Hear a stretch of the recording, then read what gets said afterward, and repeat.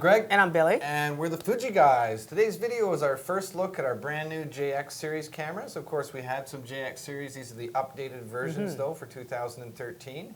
A couple things I'd just like to say at the beginning of the video. There are various colors. Depending which market you're buying them, there's up to 5 different colors. We're going to be showing you 4 of those colors here today.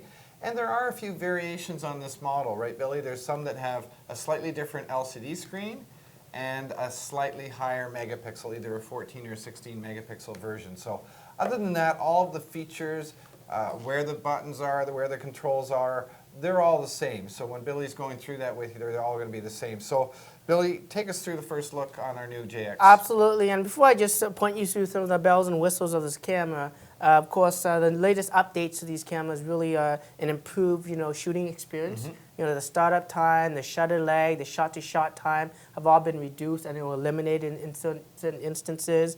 And I mean, the look and style looks very similar to last year, but like I said again, we do improve the internals of this camera. Right. It's going to give you a better photo experience. So let's take a look at one of the cameras I have here, one of the JX series.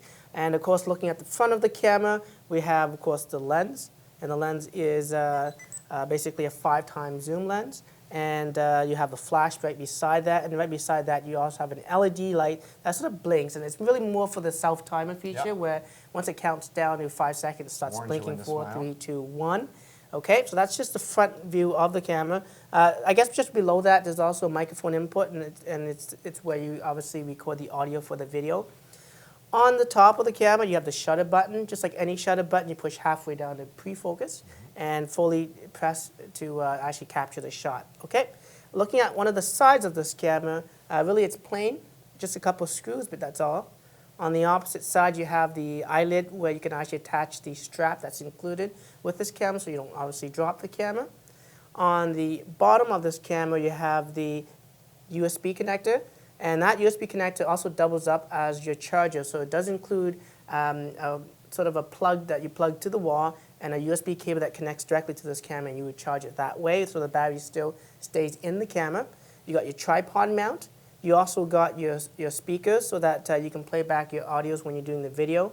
And I'm just going to turn off this camera and open up the battery door. And that's where you actually house the MP lithium 45 battery, and it's rechargeable, like I said. And you also have your memory card slot right on the bottom of that. Looking at the back of this camera, of course, you got the LCD screen. And again, they vary in size depending on the JX series you have. This one here is a 2.8-inch screen, but you can get a 3-inch screen. If you look at the button controls, the on and off switch is right here. And just below that, you got the zoom controls, wide angle telephoto. You can hold it down, it zooms in, zooms out.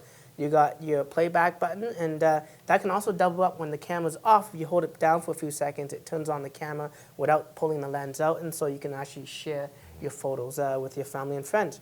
You got your standard directional pad where you can navigate through the menus, the menu OK button, and then around that there's some extra functions like the self-timer, the flash mode, the exposure compensation button, as well as the macro mode, so when you want to do close-up shots.